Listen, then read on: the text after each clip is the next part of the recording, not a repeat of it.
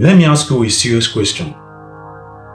Why is it that when you hear about killings, bandit attacks, and village being burned in Nigeria, the news is almost always coming from the northern part of the country? States like Plateau State, Borno State, and other northern areas have been in the news for years because of insecurity. Entire community displaced, thousands of people killed, millions living in fear. And yet, when you look at many parts of southern Nigeria, especially the west and the east, the level of insecurity is not the same. So the question is, why? Is it culture? Is it politics? Or is it something much deeper that started decades ago? Because when I started looking into Nigerian history, I noticed something interesting. Back in 1950s, why many leaders were focused on politics and power, one man kept saying the same thing again and again: educate the people. That man was Obafemi Awolowo. And he didn't just talk about education, he actually acted on it. So in 1955, he introduced free primary education in the western region of Nigeria. At that time, it was a radical idea. Millions of children who would never have seen the inside of a classroom suddenly had the chance to go to school. Now fast forward to today. Look at the map of Nigeria. Look at where education expanded the fastest. And look at where insecurity has become the most serious problem. Then ask yourself a difficult question. If Nigeria had followed the education vision of Obafemi Awolowo, would the country be facing the same crisis today? Or will you go out and be killing yourself as a graduate who have spent 6 years in primary school, another 6 years in secondary school, and another 4 to 5 years in the tertiary institution? Won't you think of the stress you have gone through before having that certificate? Or will you just want yourself to be killed like nobody? Man, school no be scam. School gives hopes and conclusion. Because when young people grow up without education, without opportunity, and without a clear future, something dangerous begins to happen. Frustration grows, extremist groups find it easier to recruit, violence becomes easier to spread. And that is exactly what part of Nigeria have been dealing with for years. Places like Borno State become the center of insurgency. Communal violence has repeatedly shaken Plateau State. Even states that used to feel relatively calm, like Kwara State, are now part of the larger conversation about security. But here's the thing many people don't talk about. This story didn't start today. It started decades ago. It started with the choice leaders made about education, development, and the future of their people. So in this video, I want us to look at something very honestly. What exactly did Obafemi Awolowo understand about education that many other leaders ignored? And could that decision be one of the reasons Nigeria looks the way it does today? Because once you start connecting the dots and the story becomes much bigger than politics, it becomes a story about vision, leadership, and long-term consequences of decisions made decades ago. But before we go deeper, let me make something clear. This video is not about attacking any part of Nigeria. Because the truth is, the people suffering the most from insecurity today are actually the ordinary people living in those communities, like the farmers, the traders, families who simply want to live their life in peace. But the question we need to ask is this: how did Nigeria get here? Because if you go back to the early days of Nigeria's regional governments, you will notice something very important. Different regions made very different decisions about education. Like here in the western region, under Obafemi Awolowo, education was treated almost like a national emergency. Schools were built rapidly. It was doing its tenure. First university in Africa was established, which is University of Ibadan. The glory it brought to western region of Nigeria did not remain there. It was widely known and heard in all African countries. It made the first television station in Africa, the first university in Nigeria, and all. Teachers were trained, millions of children suddenly had access to classrooms.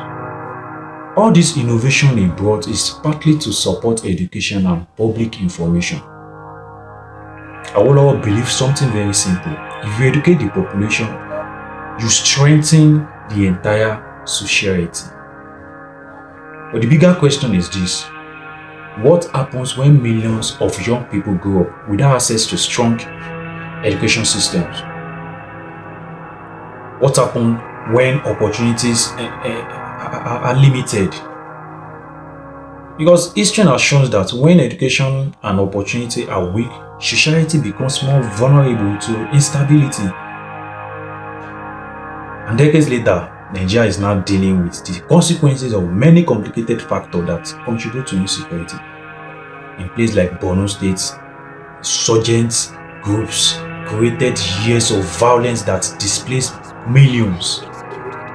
Communal clashes have repeatedly shaken communities in Plateau State. Across several northern states, banditry and attacks have created serious security challenges. This problem did not appear overnight.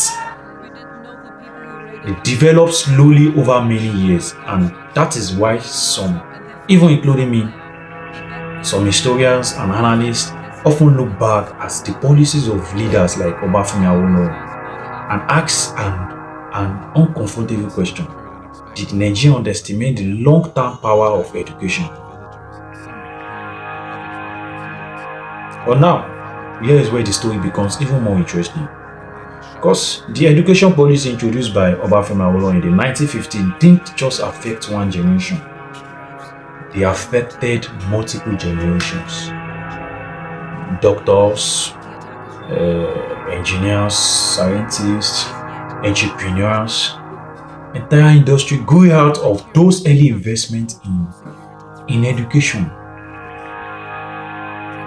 So imagine something for a minute. Imagine if similar educational investment had happened across the entire country at the same time. Would Nigeria's story look different today? That is exactly what we are going to explore. But before we continue, have you tried to subscribe and like and also share your thoughts in the comment section? If you haven't done that, why now? Why? Please do if you want deep story like this. Please. So at least I can have more viewers and watch hours. Please. And God bless you as you do. So imagine this for a minute. Imagine that in the 1950s or 1960s, every region in Nigeria had made education their number one priority. Imagine millions of children across the entire country entering classrooms at the same time. Imagine entire generations growing up with strong education skills and opportunities. Nigeria today might be a completely different country because education does more than just teach people how to read and write. Education shapes how society thinks. It influences how people solve problems, and most importantly, it creates opportunities that reduce desperation. But Nigeria's regions did not develop at the same pace. In Western region, Obafemi Awolowo pushed aggressively for mass education. In 1955, free primary education was introduced on a massive scale. Thousands of schools were built, teachers were trained rapidly. Children who would normally have spent their lives farming or trading without formal education suddenly had access to classrooms. And that decision alone changed the future of the region. within a few decades. The Western region began producing large numbers of professionals like doctors, lawyers, journalists, engineers, entrepreneurs. And these educated citizens became the backbone of economic development in many parts of southern Nigeria. But while this transformation was happening in one part of the country, other regions faced different realities and priorities. In parts of northern Nigeria, access to modern education expanded more slowly, and many communities still relied heavily on traditional systems of learning in 2026. While those systems played important cultural roles, they not always provide the same type of modern economic opportunities. Over time, that differences began to show. Fast forward several decades, Nigeria now has one of the largest youth population in the world. Millions of young people are entering adulthood every year, but the opportunities available to them are not always equal. In some areas, education systems are stronger. In others, access to quality education remains a serious challenge. And when large numbers of young people grow up without strong opportunities, frustration can begin to grow. And history has shown this pattern in many parts of the world. Young populations without opportunities can become vulnerable to manipulation by violent groups or criminal networks. That is one of the reasons insecurity has taken root in some region of Nigeria. For example, in Borno State, years of insurgency have destroyed schools, displaced communities, and disrupted education for millions of children. Entire generations have grown up in an environment shaped by conflict. Like in Plateau State, recently, reoccurring communal violence has repeatedly shaken communities and created cycles of fear and retaliations. And even in places like Kwara State, which historically experienced fewer violent conflicts, the broader security challenges affecting the region are now impossible to ignore. But when you step back and look at the bigger picture, something becomes very clear. Security problems really appear suddenly. They grow slowly over time. They grow when economic opportunities are limited. They grow when education systems struggles. They grow when large populations feel disconnected from the future. That is why many historians continue to revisit the ideas of Obafemi Awolowo. That is why, because decades ago, he argued that education was not just about learning, it was about building a stable society. It was about preparing citizens to participate in democracy, economic growth, and national development. And most importantly, it was about preventing the kinds of conditions that can lead to instability. Today, Nigeria continues to debate the best way to solve insecurity. They think it's military operations, security reforms, political negotiation. All these approaches are important. Yes, they are important for now. But some analysts believe the long-term solution may still come back to the same idea Awolowo emphasized decades ago, which is what? Education.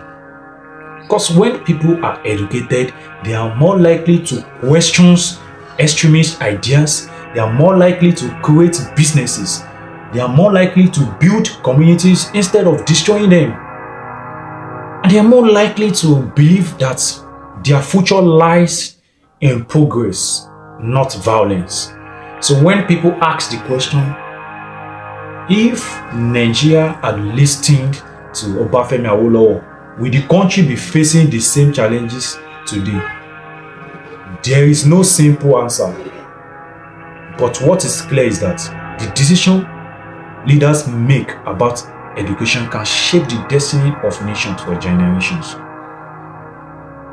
Like when Obafemi Awolowo pushed for free education in 1950s, many people thought it was too expensive. Some even believe it was unrealistic. But today, many of the professionals, entrepreneurs, and educated citizens who helped build modern Nigeria came from the generations of students. That one decision changed the future of an entire region, and it reminds us of something very important. Nations are not only built with roads, bridges, and buildings, they are built with educated minds.